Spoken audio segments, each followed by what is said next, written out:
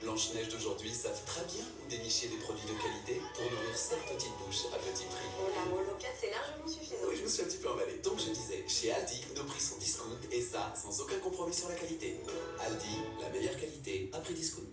Et retrouvez les fusils Cucina Nobile au prix discounté de 69 centimes chez Aldi. Découvrez la nouvelle recharge Civic-Bank. Grâce à sa formule concentrée. Bonsoir, bonsoir, bonsoir, soyez abondamment bénis. On se connecte, on tapote et on partage.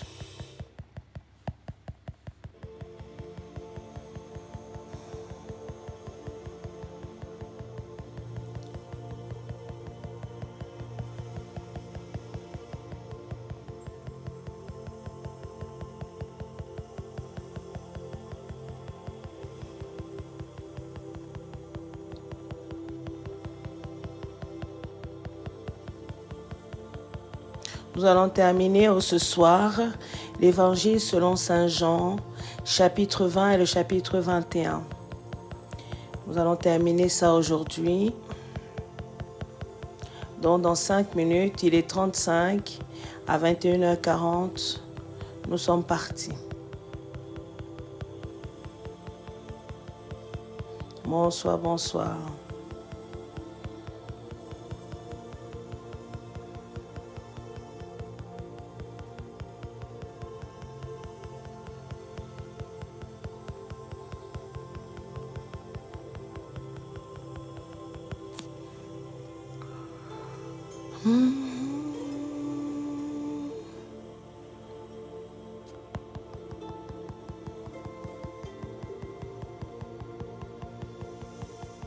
Bonsoir, bonsoir, bonsoir. Bonsoir, peuple de Dieu. Bonsoir, soyez abondamment bénis. Bonsoir. On se connecte et on tapote. Aujourd'hui, nous allons terminer l'Évangile selon Saint Jean. Et mercredi, nous commençons Romains.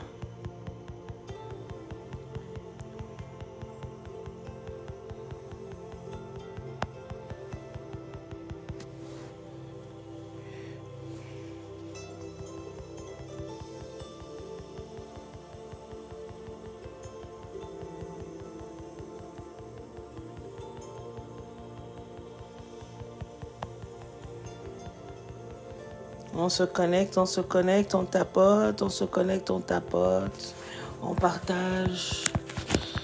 On se connecte, on tapote, on partage.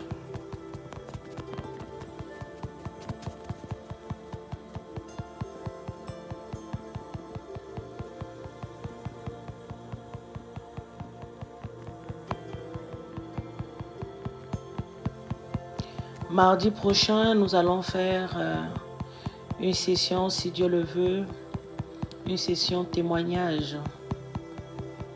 Une session témoignage, comment vous avez rencontré le Seigneur et qu'est-ce qu'il a fait dans votre vie. Et ceux qui n'ont pas rencontré le Seigneur, ceux qui ne connaissent pas Jésus, nous allons faire questions-réponses. Questions-réponses et témoignages. Questions-réponses et témoignages, ça sera pour mardi.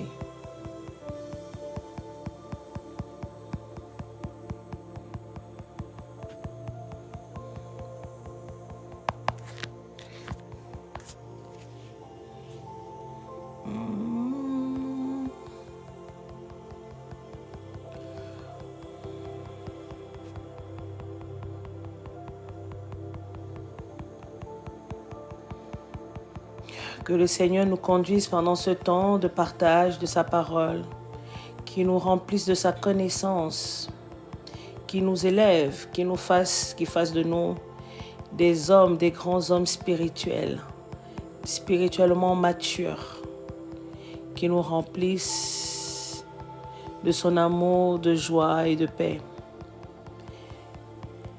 Et que le Saint-Esprit prenne le total contrôle et que le Saint-Esprit me guide, qu'il me parle à travers ma bouche, qu'il utilise mes oreilles, qu'il utilise mes yeux, qu'il utilise ma bouche pour pouvoir transmettre ces messages. Que le Saint-Esprit puisse t'apporter réponse aux questions que tu te posais. Que le Saint-Esprit continue à te façonner. Mélanie, papa.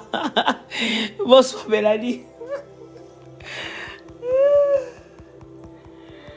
Bonsoir Mélanie. Je te laisse tapoter parce que moi, mon bras me fait déjà mal. Je voulais au moins arriver à 3000. Je voulais arriver à 3000.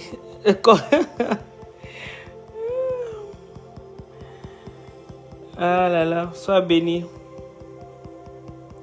Sois béni. On se connecte, on se connecte. Il est 40. Donc, nous allons, maybe, commencer. Nous allons commencer. Je vous laisse tapoter. Je vous laisse continuer à tapoter. Nous allons continuer notre lecture. La semaine dernière, mercredi dernier qui vient de passer, nous avons lu le chapitre 18 et 19. Aujourd'hui, nous terminons notre évangile selon Saint Jean, qui était un évangile extraordinaire, rempli d'amour, rempli de bonté. Le Seigneur nous a rappelé pendant tout ce chapitre, pendant toute cette épître de Saint Jean, l'amour du prochain et l'amour du prochain. Il nous recommande d'aimer notre prochain comme nous-mêmes, de s'aimer les uns les autres comme il nous a aimés. Et je pense que mardi, nous parlerons aussi de ça. S'il n'y a pas de questions, nous parlerons de l'amour du prochain. Comprendre pourquoi les gens n'ont plus d'amour envers les uns et les autres. S'il n'y a pas les questions, s'il n'y a pas de questions, s'il n'y a pas de témoignages, nous parlerons de l'amour du prochain. Donc nous allons commencer cette lecture. Que le Seigneur veille et que le Seigneur me guide pendant ce temps de partage. J'espère que vous avez vos Bibles, donc je vous invite à avoir vos Bibles, c'est très important pour pouvoir suivre la parole. Lisons la parole. Le dimanche matin, très tôt, Marie de Magdala se rendit au tombeau. Il faisait encore très sombre. Elle vit que la pierre fermant l'entrée du sépulcre avait été ôtée de devant l'ouverture. Alors, elle courut prévenir Simon-Pierre et l'autre disciple, celui que Jésus aimait. On a enlevé le Seigneur de la tombe, leur dit-elle, et nous n'avons aucune idée de l'endroit où on l'a mis. Pierre sortit donc avec l'autre disciple et ils se rendirent tous deux au tombeau. Ils couraient tous les deux ensemble, mais l'autre disciple, plus rapide que Pierre, le distança et arriva le premier au tombeau. Attendez, je trouve ma ligne. Verset 5. En se penchant, il vit les linges funéraires par terre, mais il n'entra pas. Simon-Pierre, qui le suivait, arriva alors. Il entra dans la tombe, vit les linges qui étaient par terre, et le linge qui avait enveloppé la tête de Jésus, non pas avec le linge funéraire, mais enroulé à part à sa place. Alors l'autre disciple, celui qui était arrivé le premier, entra à son tour dans le tombeau. Il vit et il crut. En effet, jusque-là, il n'avait pas encore compris que Jésus devait ressusciter, comme l'avait annoncé l'Écriture. Verset 10. Les deux disciples s'en retournèrent chez eux. Pendant ce temps, Marie se tenait dehors près du tombeau et pleurait. Tout en pleurant, elle se pencha vers le tombeau. Elle vit deux anges vêtus de blanc, assis à l'endroit où le corps de Jésus avait été déposé, l'un à la tête et l'autre aux pieds.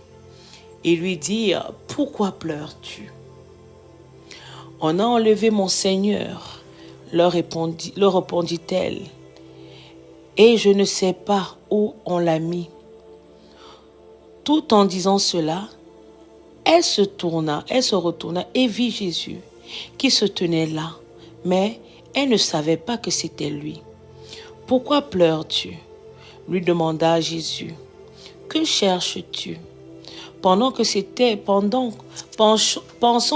le gardien du jardin, elle lui dit, « Si c'est toi qui l'as emporté, dis-moi où tu l'as mis pour que j'aille le reprendre. » Jésus lui dit, « Marie. » Elle se retourna vers lui et s'écria en hébreu, « Rabouni », ce qui veut dire « Maître. » « Ne me retiens pas, lui dit Jésus, car je ne suis pas encore monté vers mon Père.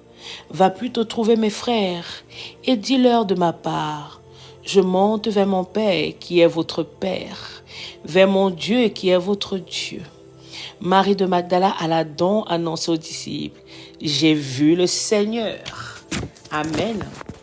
Très souvent, il y a beaucoup de serviteurs de Dieu, quand ils font des enseignements sur ce passage-là, et ils font un peu, il y a des gens qui font des amalgames, ils font toujours parlant de la femme.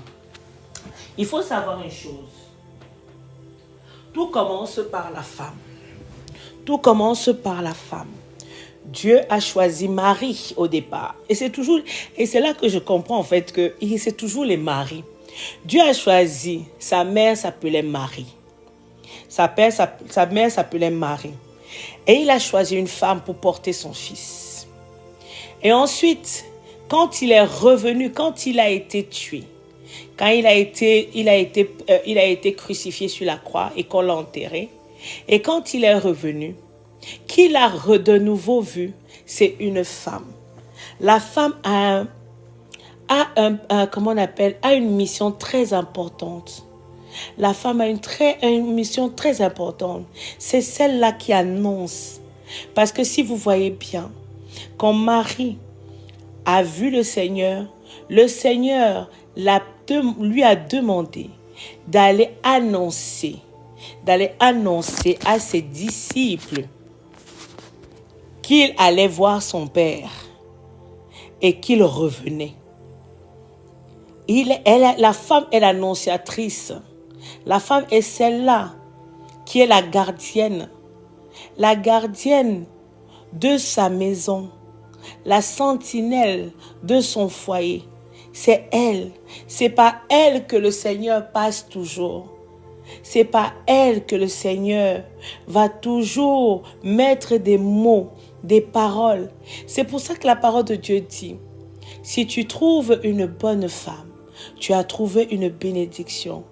Mais alors, si tu trouves une femme insensée, oh my God, une femme qui ne connaît pas Dieu, une femme insensée, une femme qui vit dans le monde, my God, en fait, ta porte est grandement ouverte au diable.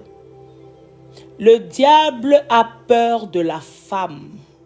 Le diable sait qui est la femme. Et c'est le pourquoi les femmes sont persécutées. Parce qu'elles ont une mission importante. Je ne dis pas que les hommes n'ont pas de mission. L'homme a une mission. L'homme est après notre Seigneur. C'est l'homme. L'homme est notre protecteur. L'homme est le protecteur de sa femme. L'homme est le chef de sa femme. L'homme est le chef de la famille. Mais la femme a toute autre mission. Une mission très importante. Une mission très importante. Parce que c'est par elle que le Seigneur passe pour murmurer des mots à l'oreille de son mari. C'est par elle que le monde naît.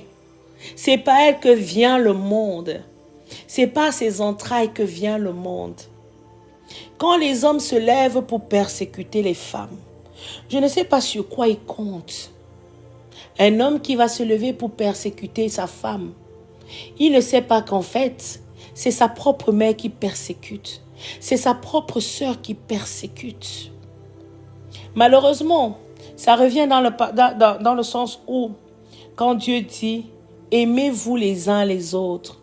Si on s'aimait un temps soit peu, les hommes qui tuent les femmes, les hommes qui persécutent les femmes, je ne dis pas que les hommes ne sont pas persécutés. Je ne dis pas ça. Je dis bien, il y a des hommes qui sont persécutés. Mais quand on parle de femmes, je dis les femmes sont tellement persécutées. Le diable persécute tellement la femme. Et la femme est tellement persécutée. Pourquoi quelqu'un est persécuté? Pourquoi toi tu es persécuté?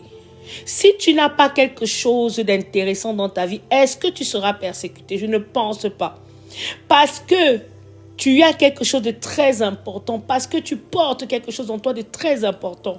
C'est le pourquoi tu es persécuté. La femme est tellement importante. C'est le pourquoi elle est persécutée. C'est pour ça que l'esprit malin possède ces hommes-là qui assassinent ces femmes, qui tuent ces femmes, qui fragilisent ces femmes, qui manipulent ces femmes-là. Jésus est passé. Notre Père d'abord est passé par une femme pour donner naissance à notre Jésus, à notre Sauveur. Et quand il est mort sur la croix, il est repassé de nouveau par une femme pour annoncer sa venue, son retour sur terre. Et ça sera pareil, ça ne changera pas. À son retour, très prochainement, il passera aussi par une femme, parce que c'est comme ça et parce que ce n'est pas autrement. Parce que ce n'est pas autrement. Quand vous regardez bien la vie de tous les jours, quand vous regardez les lieux de culte, vous allez voir qu'il y a plus de femmes. Quand vous voyez par exemple même à la maison, une femme, quand elle découvre quelque chose, elle veut que toute sa maisonnée suive. Que toute sa maison, c'est celle-là qui entraîne, c'est celle-là qui amène sa famille, c'est celle-là qui est toujours en train de porter, qui est toujours en train, c'est par elle que Dieu passe. Que ce soit dans le bon comme dans le mauvais, le diable a compris, le diable a compris. Donc vous mes frères, vous mes sœurs qui avez perdu confiance en vous, qui croyez que vous n'êtes rien, réveille-toi ma sœur. Réveille-toi, tu es la gardienne, tu es la sentinelle de ton foyer, de ton futur foyer. Tu es celle par qui le Seigneur passe ou passera pour pouvoir parler, pour pouvoir annoncer. Tu es celle-là dont le Seigneur a choisi. Tu ne portes pas la vie pour rien. Tu ne donnes pas la vie pour rien parce que si les femmes aujourd'hui décident de ne plus donner la vie aux enfants, les hommes là, avec la spermatozoïde là, ils croient qu'ils vont aller où avec? Des gens, quand un homme met le spermatozoïde, son spermatozoïde dans l'utérus d'une femme, qui entre dans la partie génitale, dans le vagin d'une femme, il est déjà mort même. C'est parce qu'il rencontre ce spermatozoïde, il rencontre la lumière, que ça donne, ça prend vie, que ce spermatozoïde prend vie. Et il prend vie, commence à se disputer que qui va aller entrer dans le sésame, qui va entrer dans l'utérus, qui va entrer dans l'utérus. C'est au premier qui va entrer dans l'utérus. C'est au premier qui sera le gagnant. C'est au premier qui sera le winner. Arrêtez de vous donner, arrêtez de croire que vous ne valez rien. Arrêtez de croire que vous n'êtes que des instruments qu'on touche, qu'on pose, qu'on touche, qu'on jette, qu'on utilise n'importe comment. Arrête de croire ça. Tu es importante. Tu es précieuse. Ton corps appartient à Jésus. Ton corps est le temple du Saint-Esprit. Tes entrailles sont les temples. Tes entrailles appartiennent à Papa. Appartiennent à Papa. Je ne sais pas pourquoi je vous dis ça, je m'adresse à quelqu'un sûrement, mais j'espère que tu as entendu ce message. Demande au Seigneur de te montrer qui tu es. Demande au Seigneur de t'amener là où tu dois être réellement, au lieu de te cantonner de ce que tu as présentement. Nous allons continuer la parole dans le verset 19. Ce même dimanche, dans la soirée, les disciples étaient dans une maison dont ils avaient verrouillé les portes parce qu'ils avaient peur des Juifs. Jésus vint. Il se trouva là au milieu d'eux et il leur dit « Que la paix soit avec vous. » Tout en disant cela, il leur montra ses mains et son côté. Les disciples furent remplis de joie parce qu'ils voyaient le Seigneur. « Que la paix soit avec vous, leur dit-il de nouveau. Comme le Père m'a envoyé, moi aussi je vous envoie. » 22. Après avoir dit cela, il souffla sur eux et continua. « Recevez l'Esprit Saint. Ceux à qui vous remettrez leurs péchés en seront tenus quittes, et ceux à qui vous les retiendrez en resteront chargés. » Verset 24. L'un des 12, Thomas, surnommé le jumeau, n'était pas avec eux lors de la venue de Jésus.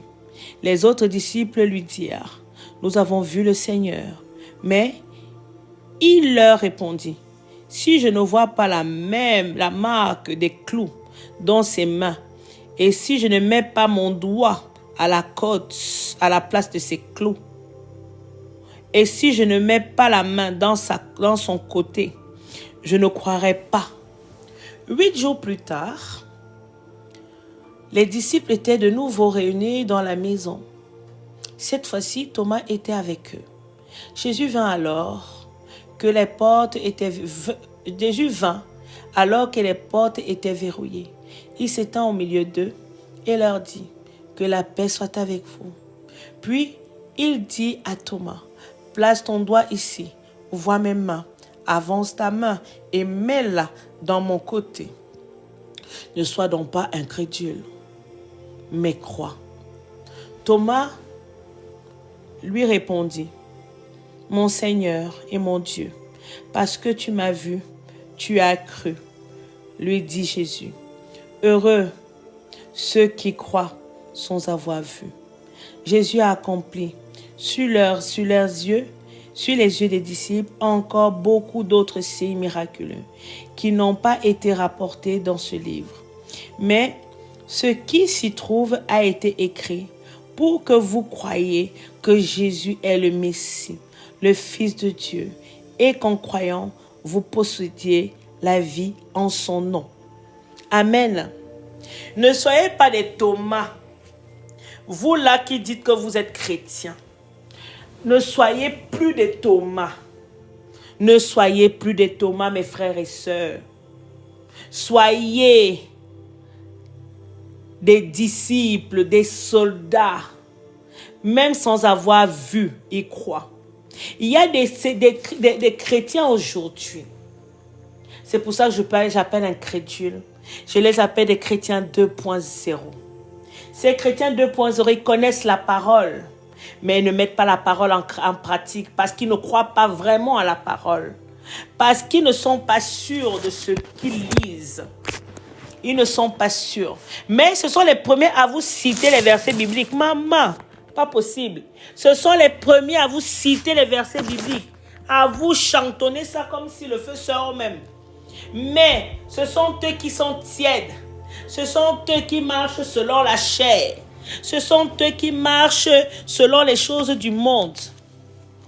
Ne soyez pas ces chrétiens 2.0. Soyez des chrétiens authentiques. Ne soyez plus des Thomas. Ne soyez plus des chrétiens incrédules. Des chrétiens incrédules qui ont besoin de croire pour voir. Dieu fait des miracles dans ta vie. Tu crois que c'est le médicament parce que Dieu te soigne. J'ai toujours tendance à dire que moi, ça va faire bientôt 2 ans. Bientôt 2 ans que je me soigne par le nom de Jésus. Uniquement par le nom de Jésus. Par le sang de Jésus. C'est Jésus qui est. C'est mon Dieu qui est le médecin par excellence. Parce que je crois.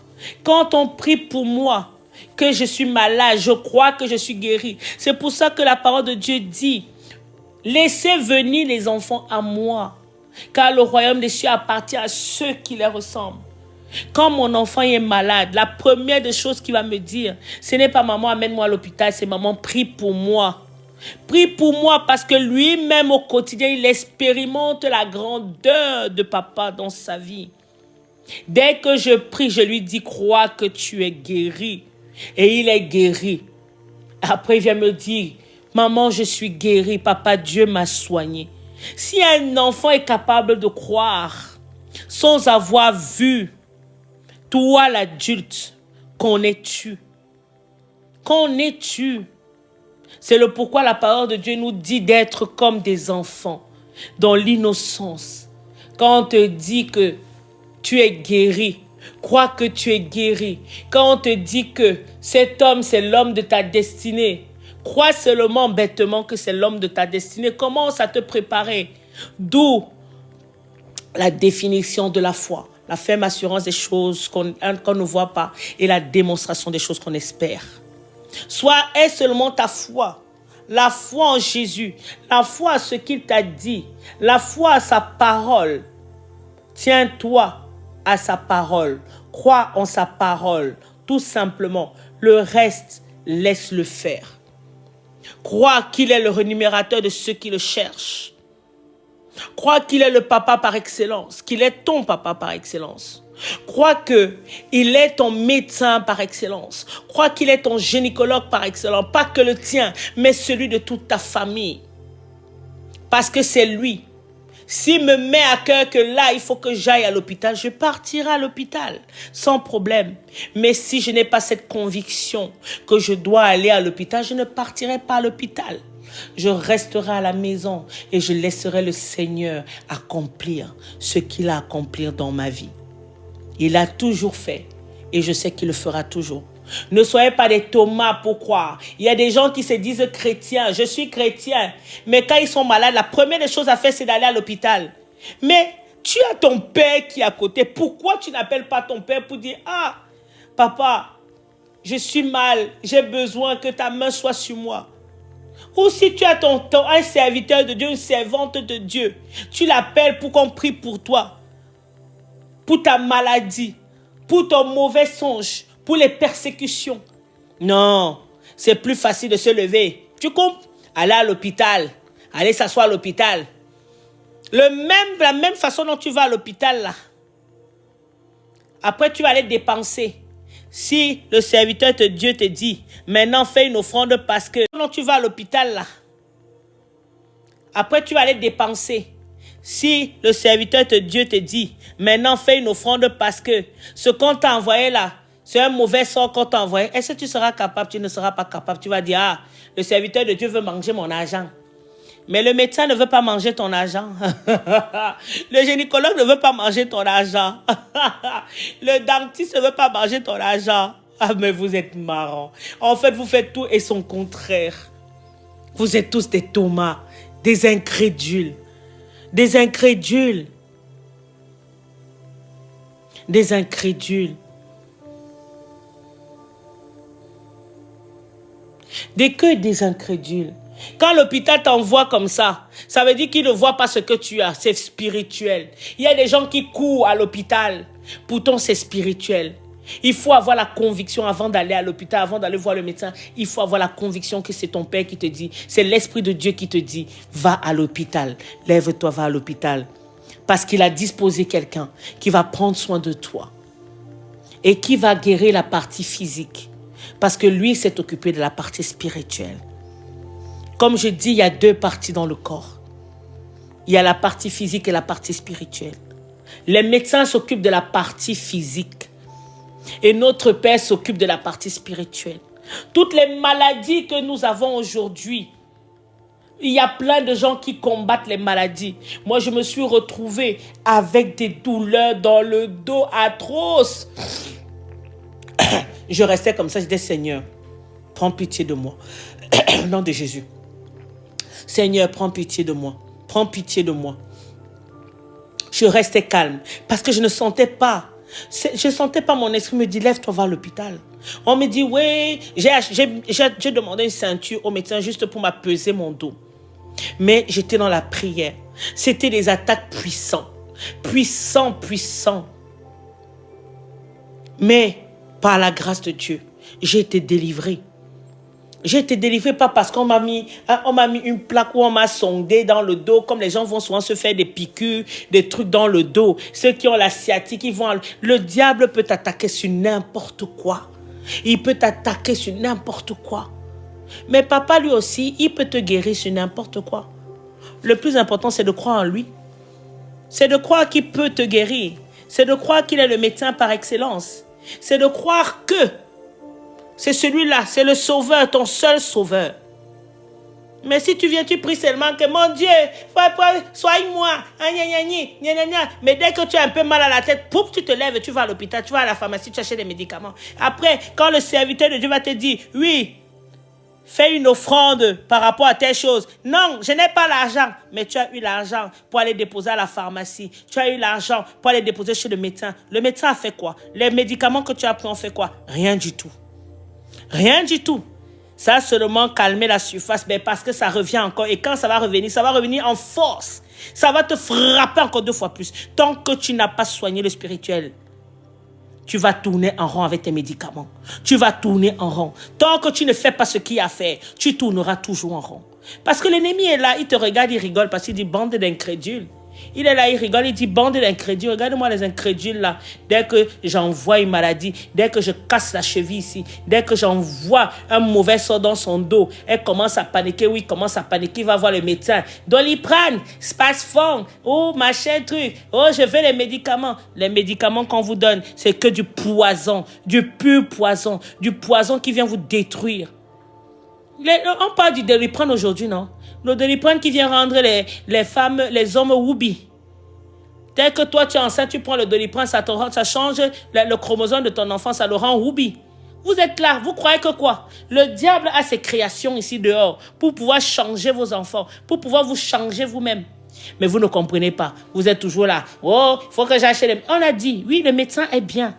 Mais il y a médecin et médecin. Il y a les médecins qui viennent de Dieu, tapoter. Il y a les médecins qui sont les soldats de papa. Il y a des médecins qui sont des soldats du diable. Des soldats du diable qui sont là seulement pour détruire. Ils sont là pour voler. Ils sont là pour vous tuer. Oui. Et sans papa, vous n'êtes rien. Arrêtez d'être incrédule. Arrêtez d'être incrédule. De toujours seulement dire, quand moi j'entends, je suis souvent assise comme ça. On me dit, ah maman, j'étais malade, je suis allée chez le médecin, je regarde comme ça, je dis, regarde, bande d'incrédules. Tu me dis que tu es chrétien, tu me dis que tu pries Dieu. Te voilà, il y a eu un petit truc comme ça, tu as couru à l'hôpital, tu es parti dépenser tant d'argent pour aller à l'hôpital. Il fallait juste que tu m'appelles pour qu'on prie. Si tu m'avais appelé pour qu'on priait, ta douleur là, ce serait arrêté en un temps record parce que ta douleur elle est spirituelle. Ce sont des persécutions spirituelles. Ce sont des attaques. Mais toi, tu t'es levé, tu es allé à l'hôpital. La manière dont tu t'es levé là pour aller à l'hôpital, si on te demandait de rester là, prier, tu allais rester? Non. C'est pour ça que j'ai dit, vous êtes que des bandes d'incrédules. Revoyez votre marche avec Christ. Revois ta marche avec Christ. Vous êtes tous des tourmas. Revois ta marche avec Christ. Pose-toi les bonnes questions. Est-ce que je marche réellement avec Christ? Ou je fais semblant de marcher? Quand on marche avec Christ, on lui fait totalement confiance. On prend ses yeux, on met dans un seul panier. On prend ses yeux, on met dans un... Avec Christ, tu mets... C'est le seul à qui tu peux prendre tes yeux, tous tes yeux, et mettre dans ce seul panier. Parce que c'est lui, c'est papa qui te donne la vie. C'est papa qui te donne la grâce d'être debout. C'est papa qui te donne le souffle de vie. Mais vous êtes là dans votre incrédulité, dans vos choses du monde. Quand vous vous levez, vous allez chez les médecins. Vous ne savez pas que le médecin, là, lui, il a pactisé avec le diable. Les médecins, ils sont nombreux là qui ont pactisé avec le diable. Pourquoi on dit que l'hôpital, c'est chargé de l'esprit de mort? L'hôpital, c'est la mort. L'hôpital, ce n'est pas la vie. L'hôpital, c'est la mort. Il y a des gens qui meurent à l'hôpital. Tu entres à l'hôpital, tu prends un petit truc. Tu ne reçois pas, on vient seulement dire que la personne est morte. Vous croyez que c'est dû à quoi? Vous qui êtes là, vous dormez tous les jours. Il y a des gens qui sont l'enfant, elle a des persécutions. Au lieu de commencer d'abord spirituellement à prier, à chercher papa, guide vers nous un serviteur de Dieu qui vient vers toi, de toi. La première des choses, c'est aller voir le marabout. Pour aller voir le marabout, c'est facile. vous allez payer. Vous allez payer les soins. Quand vous allez chez le médecin, le serviteur de Dieu, il prie pour vous. Il dit, il faut faire une offrande. Incapable. Vous êtes incapable de le faire. Parce que vous dites que... Parce que c'est le diable qui vous appelle. C'est le diable qui vous rend. Il connaît votre cœur. Il sait comment vous êtes. Parce que vous avez un cœur, de l'autre côté, vous avez deux cœurs. Vous avez deux cœurs. Vous marchez avec papa, mais avec deux cœurs. C'était une parenthèse. Je ne sais pas pourquoi le Seigneur voulait dire ça, mais le Seigneur s'adresse à quelqu'un. Vous s'adresse à plusieurs personnes. Tapotez, tapotez. Nous allons continuer notre lecture. Dans le chapitre, verset 21. Quelque temps après, Jésus se montra encore aux disciples sur les bords du lac de Tibériade. Voici dans laquelle circonstance Simon-Pierre, Thomas, appelé le jumeau, Nathanaël de Cannes, en Galilée, le fils de Zébédée, et deux autres disciples se trouvaient ensemble. Simon-Pierre dit aux autres, « Je m'en vais pêcher. » Nous aussi, nous y allons avec toi, lui dirent-ils. Et les voilà partis.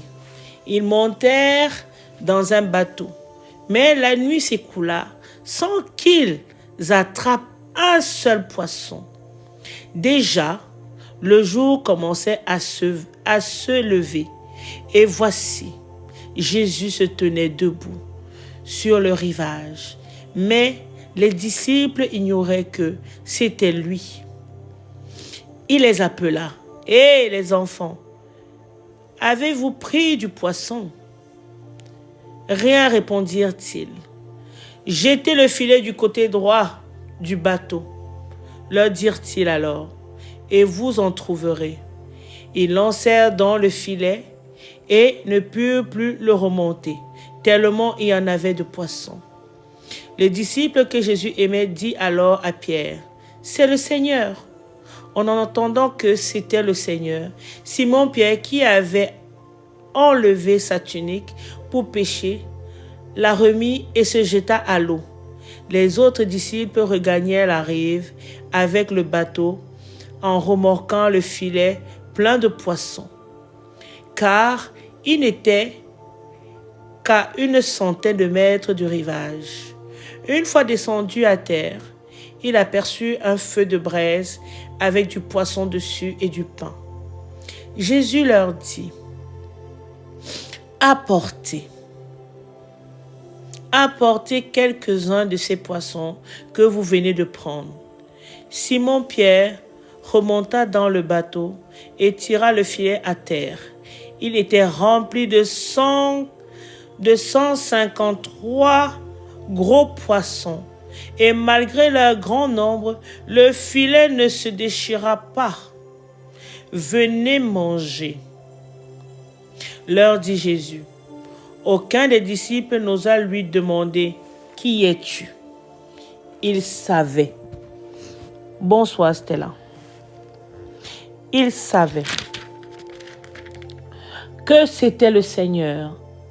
Jésus s'approcha, prit le pain et leur distribua. Puis il fit de même pour le poisson.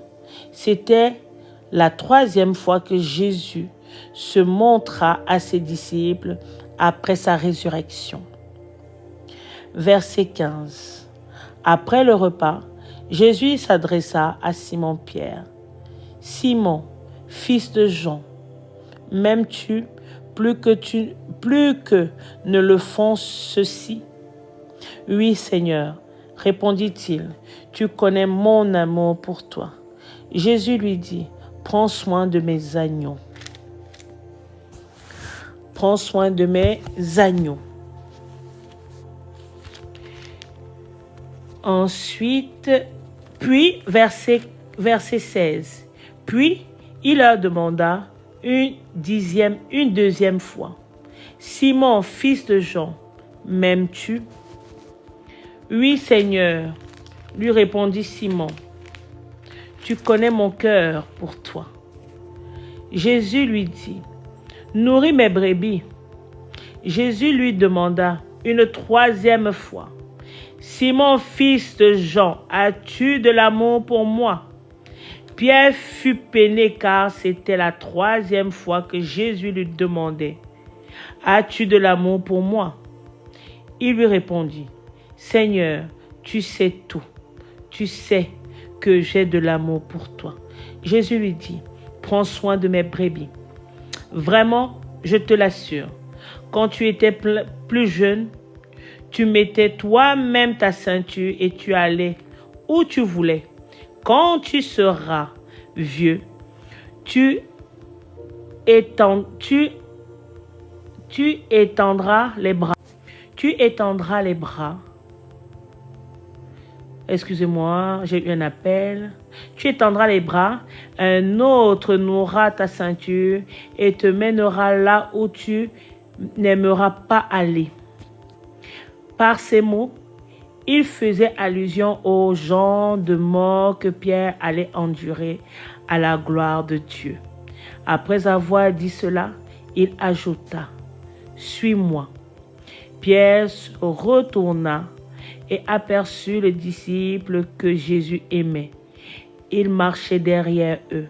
C'est ce disciple qui, au cours du repas, s'était penché vers Jésus et lui avait demandé, « Seigneur, quel est celui qui va te trahir? » En le voyant, Pierre demanda à Jésus, « Seigneur, qu'en est-il de lui? » Jésus lui répondit, « Si je veux qu'il reste en vie jusqu'à ce que je revienne, que t'importe, toi suis-moi. » Là-dessus, le bruit courut parmi les frères que ce disciple ne mourrait pas.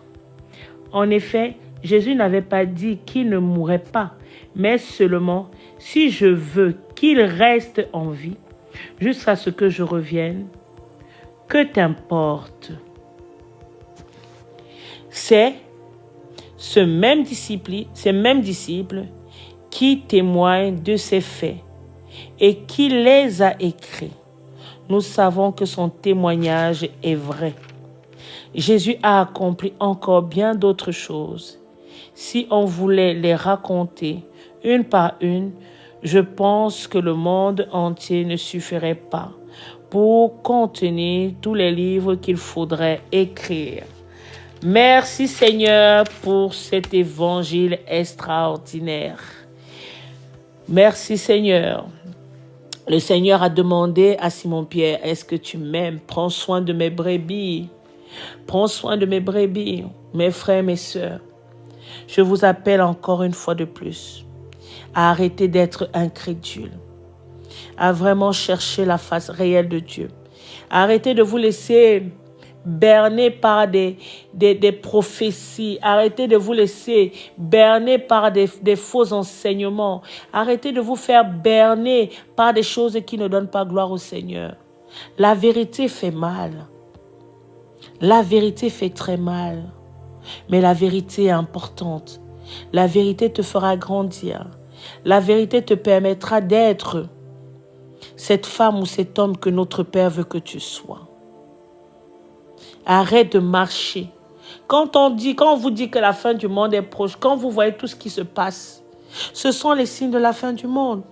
Le cycle de vie est en train de changer. Qui dit fin du monde? Ça s'est passé pareil quand il y a eu le déluge.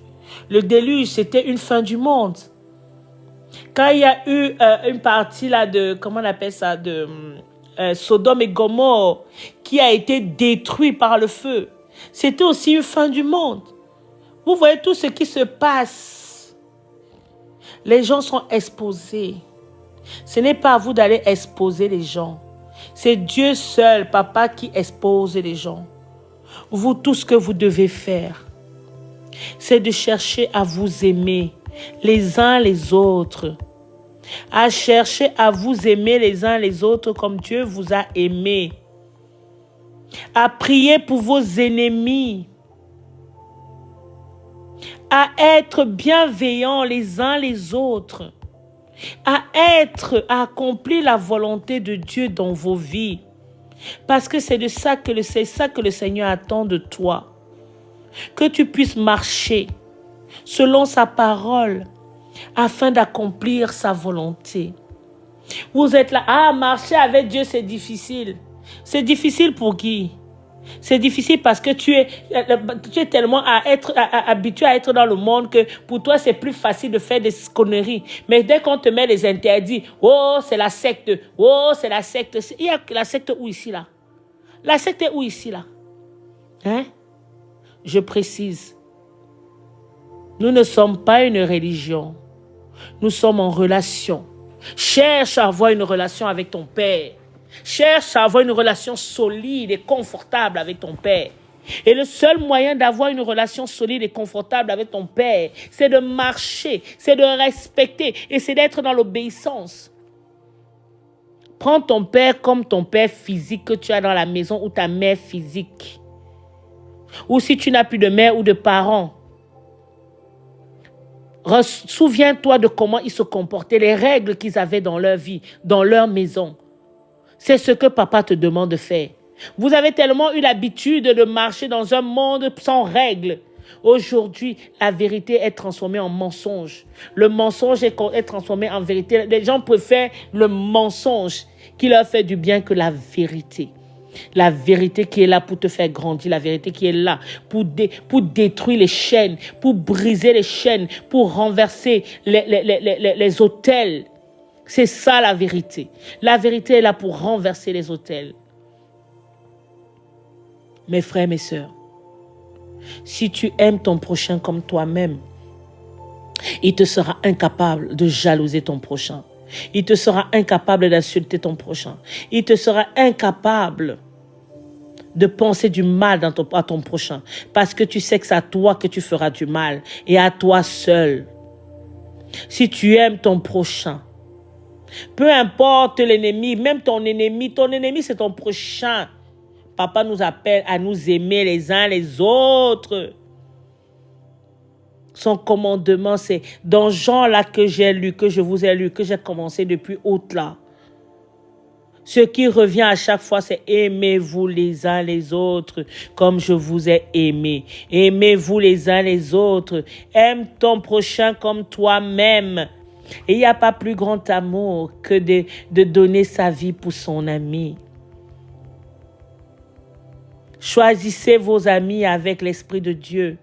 Ce n'est même pas à vous, en soi-même, ce n'est même pas à vous de choisir vos amis. C'est à Dieu de guider vos amis de destinée. Oui, parce qu'il y a des amis de destinée. Il y a des amis de destinée, il y a des amis qui viennent dans ta vie pour un peu de temps, pour un laps de temps. Il y a des amis qui viennent dans ta vie pour toujours, qui vont t'accompagner, qui seront avec toi du début à la fin de ta vie.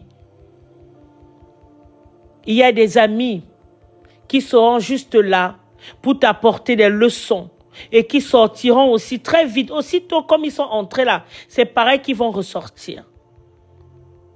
Il y a des Judas. Des Judas. Les Judas ne sont pas là pour vous détruire. Les Judas sont là pour vous apporter des leçons. Les Judas sont là pour vous faire grandir. Les Judas sont là pour vous guider, pour vous amener vers le Père. Uniquement vers le Père. Moi, je parle à ma communauté noire, mes frères, mes sœurs. Le Caucasien a compris qu'on ne s'aime pas. Le Caucasien a compris que nous sommes ennemis les uns les autres. Il serait temps de changer cela, de commencer à apprendre à nos enfants à s'aimer, à briser ces chaînes-là. À commencer à apprendre à nos enfants, à aimer nos enfants, mais pas apprendre, mais à aimer nos enfants, à apprendre à nos enfants l'amour du soi, l'amour de soi, l'amour du prochain, de savoir pardonner. Je vais vous raconter un truc que le Seigneur me met à cœur là aujourd'hui. Aujourd'hui, j'étais dehors avec mon enfant, mon fils, et puis il jouait avec les voisins. À un certain moment, il vient en pleurant. Maman, il y a tel qui m'a fait mal au doigt. J'appelle les autres enfants, je leur pose la question, ils me mentent. Mon fils me dit, maman, j'ai dit la vérité. Ils m'ont fait mal, j'étais machin, ils m'ont fait mal. J'ai dit, ce n'est pas grave. Quand ils sont partis, je lui ai dit, tu sais, pardonne-les. D'accord? Il me dit, oui, maman. Ils ont menti. Ce n'est pas grave, mais laisse-les entre les mains de Papa Dieu. Toi, pardonne-leur. Il faut leur pardonner. D'accord? Il me dit, oui, maman. Mais maman, je lui dis, tu m'as dit la vérité que c'est l'autre qui t'a fait mal. Il me dit, maman, je te dis la vérité. Je lui dis, c'est le plus important. Mais il faut leur pardonner. D'accord? Oui, maman. Apprenez à vos enfants dès le bas âge. Être bienveillant, être compatissant. À aimer. Moi, j'ai aimé. Moi, j'aime les gens. Hein. Moi, je dis, je suis amoureuse de l'amour. Tu viens me faire du mal, je te regarde. Dans ma naïveté d'enfant, je te laisse faire. Jusqu'au jour où toi-même, tu vas être frappé. Toi-même, tu vas te retourner, tu vas partir de toi-même. Comme tu es entré là, tu vas partir. Parce que tu croyais que j'étais bête. Le Seigneur veille sur moi. Le Seigneur connaît mon cœur. Donc, quand tu viens vers moi en croyant que tu es tombé sur une boutoukou, il y a une personne qui est toujours là, comme quelqu'un me dit, tu as toujours les dents dehors, les dents dehors. Oui, j'ai mes dents dehors. Je montre ce qu'il y a de plus précieux que le Seigneur m'a donné. Mon sourire donne. Le Seigneur m'a demandé de mettre la joie dans les cœurs des gens. Je mets la joie dans les cœurs des gens avec mon sourire. Pendant ce temps, il y a des gens qui croient qu'ils sont plus intelligents que d'autres. Mais je suis là, je regarde. Je souris. Parce que je sais que le rémunérateur de mon père est là. Mon père veille sur moi. Mon père veille sur moi. Si cette personne vient vers moi avec des intentions qui ne glorifient pas Dieu, lui-même, il va s'en aller de lui-même comme il est entré. Ou le Seigneur va me dévoiler son visage. Une fois que le Seigneur va me dévoiler son visage, la personne en face saura que je sais qui il est. Je sais qui il est, je sais qui il est. Ou qui est cette personne. Qui elle est cette personne. Je sais qui est cette personne. Mais je vais continuer à marcher avec la personne comme si de rien n'était. Je marche avec la personne, je prie pour la personne. Parce que vous savez, vaut mieux avoir, comme le Seigneur nous invite là, à prier pour nos ennemis. Nos ennemis, on sait ce qu'ils pensent. Nos ennemis, on sait ce qu'ils pensent de nous. Mais nos amis, à contrario, nos amis, on ne sait pas. Nos amis nous montrent la poudre de perlimpinpin. Et c'est eux qui viennent toujours nous détruire, nous trahir. J'ai hâte de commencer mercredi l'épître de Romains. C'est super. Vraiment. Et là, il y a beaucoup de leçons dans l'épître des Romains. Beaucoup de leçons. Énormément de leçons. Donc, mes frères, mes sœurs, vraiment, à arrêter l'incrédulité. Il est temps de se mettre sur le droit chemin. Il est temps de marcher dans l'obéissance. Il est temps de marcher dans la parole. Il est temps d'acquérir la parole, de pouvoir grandir, que de toujours demeurer des bébés à qui on donne le sein. Il est temps de cesser cela. Il est temps de marcher. Et quand vous marchez, j'ai fait des enseignements sur le discernement. Si vous voulez avoir des enseignements, si vous voulez aussi avoir la suite des enseignements de la part d'études bibliques que j'ai commencé à faire là, allez sur mon YouTube. Allez sur mon YouTube, Prophétesse Milone. Vous allez avoir les autres des enseignements du début, comment on appelle ça? Du départ, donc de Jean, de l'évangile selon Saint Jean, de chapitre 1 jusqu'au 23 aujourd'hui. Et mercredi, nous allons commencer Romains, l'épître Romains. Donc vraiment, réfléchissez, méditez sur le fait qu'on doit s'aimer les uns les autres. Si tu n'avais pas d'amour, si tu n'as pas d'amour en toi, si tu n'as pas d'amour pour toi-même, et que tu dis que tu aimes ton prochain, tu mens. Mon frère, ma soeur, il te dit que tu mens comme tu respires. Parce que tu ne peux pas dire que tu t'aimes. Tu aimes ton prochain sans que tu ne t'aimes. Ce n'est pas possible. C'est du mensonge, c'est du fake. C'est du gros fake. Tapoter, on me signale. Tapoter, on me signale comme d'habitude. Il ne peut pas faire un enseignement aujourd'hui sans qu'on me signale maintenant. Il dit que tu mens. Si tu dis que tu vas aimer quelqu'un sans pourtant toi tu ne t'aimes, sans que tu ne t'aimes. Il n'y a que si toi tu t'aimes réellement que tu serais capable d'aimer ton prochain. Il y a que donc il faut arrêter de mentir, il faut arrêter la bêtise là. Si tu t'aimes, tu seras à mesure d'aimer ton prochain. Mais si tu ne t'aimes pas, je ne vois pas comment tu vas faire pour aimer ton prochain. Parce que tu ne connais pas réellement ce que c'est que l'amour. Tu te dénigres, tu t'insultes au quotidien. Tu ne te considères pas, mais tu vas aller considérer quelqu'un d'autre. Il faut arrêter la connerie. C'est du fake. C'est du gros fake. Il faut arrêter. Apprends à t'aimer. Demande à Dieu de te restaurer. Demande à Dieu de remplir tout ton être. Qui ressort tout ton être. Les parties où il n'y avait pas d'amour. Parce que ça date de l'enfance. De l'enfance. Les parties où il n'y avait pas d'amour. Que le Seigneur mette de l'amour en toi. Qu'il mette de l'amour en toi. C'est ça que tu dois demander. Moi, je parle de cela en connaissance de cause. En connaissance de cause. Je ne peux pas venir accepter qu'on me dit que je ne m'aime pas, mais j'aime mon prochain. Il va te dire, tu me manques de là. Arrête de mentir. C'est la foutaise. C'est la foutaise. Tu ne peux pas dire que tu ne t'aimes pas et tu vas aimer ton prochain. Il faut arrêter. C'est la foutaise. Avez-vous des questions? As-tu des questions? Comme j'ai dit, mardi, on se retrouve mardi pour un temps de questions-réponses. Questions-réponses. Donc, si tu as des questions, je t'invite à préparer tes questions sur la parole de Dieu. Pour un temps de questions-réponses, si tu poses des questions sur tel ou tel sujet, ce serait aussi bien d'édifier les autres. Donc, on se retrouve mardi pour ça. On se retrouve aussi mardi pour les témoignages. Si vous avez des témoignages, ce serait l'occasion aussi de faire des témoignages parce qu'à travers les témoignages, on peut être restauré, on peut se rapprocher encore 2 fois plus de papa, on peut encore, on grandit encore spirituellement à travers les témoignages. C'est très important d'avoir des témoignages. Et entre autres, on parlera encore de cet amour, voilà, l'amour du prochain, l'amour de soi et l'amour du prochain. Il est temps de guérir des blessures. Il est temps d'être restauré. Il est temps d'être restauré. As-tu des questions avant qu'on ne se quitte? J'espère que l'épître de Jean vous a plu comme moi. La Bible, pour moi, c'est un livre de contes extraordinaire. Extraordinaire. C'est tellement just amazing. Quand je lis la parole de Dieu, oh là là. Ne faites pas un jour sans lire la parole de Dieu, même si c'est l'écouter. Écoutez-la, même si c'est 1 fois par jour, mais écoutez-la. Écoutez-la, c'est vraiment, oh là là, je n'ai pas de nom. Je n'ai pas de mots. J'ai pas de mots. Avez-vous des questions? Avez-vous des questions?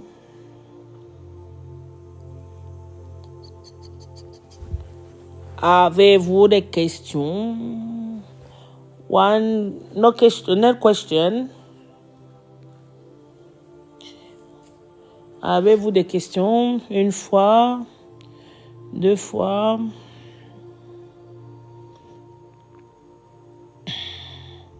Si vous n'avez pas de questions, je ne vais plus m'attarder. On va s'arrêter là ce soir. Nous allons nous donner rendez-vous mardi. Nous allons nous donner rendez-vous mardi pour notre temps de partage avec le Seigneur pour être dans sa présence. Et je vais reprendre aussi dans la nuit à 5 heures du matin, 15 minutes avec Jésus. 15 minutes avec Jésus, c'est 15 minutes de prière, dont 5 minutes pour remercier le Seigneur pour la grâce qu'il t'a accordée ce matin. 5 minutes pour briser les plans de l'ennemi, les songes que tu as faits, détruire ses plans. Et après, 5 minutes, les autres 5 minutes pour confier ta journée au Seigneur afin qu'il te guide. Oui, Stella, je t'écoute. Je t'écoute, ma sœur. As-tu une question? Moi, je ne veux pas rester en ligne pour rester en ligne pour rien. As-tu une question?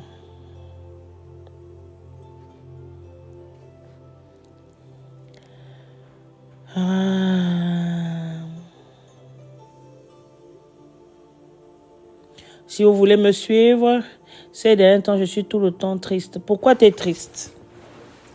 Ça, c'est l'esprit de tristesse. Hein? Pourquoi es-tu triste? Qu'est-ce qui a déclenché cette tristesse? Veux-tu me parler en ligne ou veux-tu me parler en privé?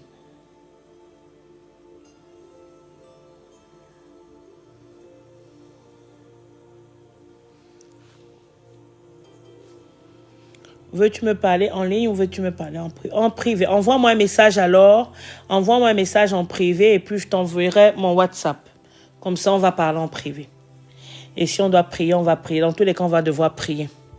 Si tu as l'esprit de tristesse en toi, on va devoir prier pour chasser ça. D'accord? Je sens aussi les angoisses en toi. Je sens les angoisses aussi. Tu es angoissé.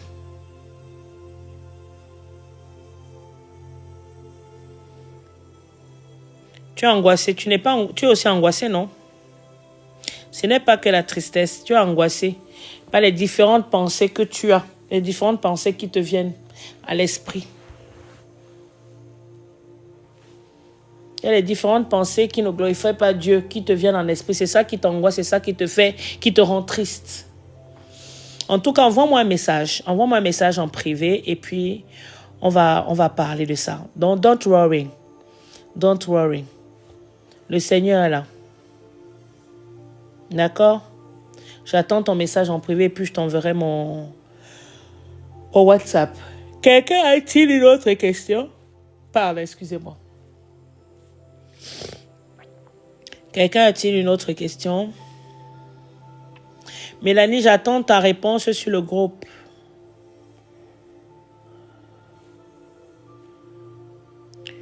La semaine prochaine, sur le groupe, nous allons débattre sur à partir de lundi, je vais mettre un passage biblique, un verset biblique.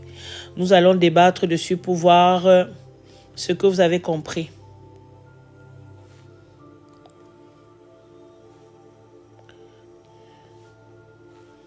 C'est bon pour vous? En tout cas, s'il n'y a pas de questions, nous allons nous arrêter là ce soir. Que la couverture de l'Éternel soit votre partage. Que le Seigneur vous accompagne tout au long de cette semaine qui va débuter.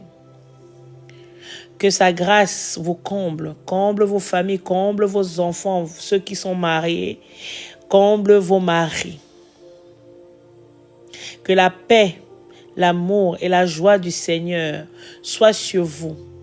Que l'esprit de discernement vous accompagne tout au long de cette semaine. Partout où vous poserez les pieds, que le Seigneur vous donne ces lieux en possession, afin que toute autorité démoniaque, satanique, sorcellerie sur votre route soit renversée, soit détruite, soit brisée par le nom tout-puissant de Jésus. Par le nom de Jésus, que ce que le Seigneur a prévu pour toi durant cette semaine, que tu puisses le recevoir, afin de pouvoir témoigner la gloire du Seigneur dans ta vie. Que la couverture de l'Éternel soit votre partage durant cette nuit. Le Seigneur combat ceux qui combattent tes enfants, papa. Sors ton bouclier et ton armure, Père éternel, mon roi, papa, pour renverser les Goliaths de la vie de tes enfants. Couvre-les du sang de Jésus, du sang de l'agneau, afin qu'ils soient rendus invisibles et invincibles aux yeux de l'ennemi. Que le Saint-Esprit continue à vous guider. Que le Saint-Esprit vous façonne. Que notre papa vous guide dans l'obéissance, t'amène dans l'obéissance, qui t'amène, qui te montre comment l'aimer, comment marcher avec lui, comment faire de lui ton délice. Marcher avec Jésus, dans la paix et l'amour, par le puissant nom de Jésus de Nazareth. Amen. Amen. Soyez abondamment bénis. On se retrouve mardi.